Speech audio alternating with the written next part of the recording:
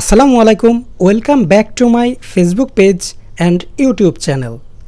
Today in this video I will discuss about two different words. Those are look as same but different in meaning. First word is cry down and the another word is cry over. Here the common word is cry, and when we add down the preposition then it means something, and when we add the another preposition over then it means another thing. So let's discuss about these two words. Cry down means backbite, and the Bengali meaning of backbite is ninda kora. That means cry down means ninda kora, and the another word cry over, that means repent, and the Bengali meaning of repent is অনুশোচনা করা.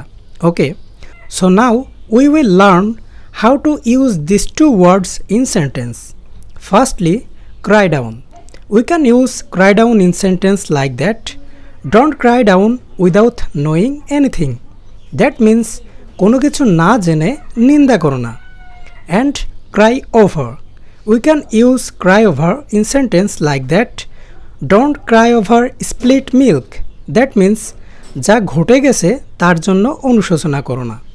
So this is how we can use these two words in sentence, and this is how we can improve the quality of speech by using appropriate preposition.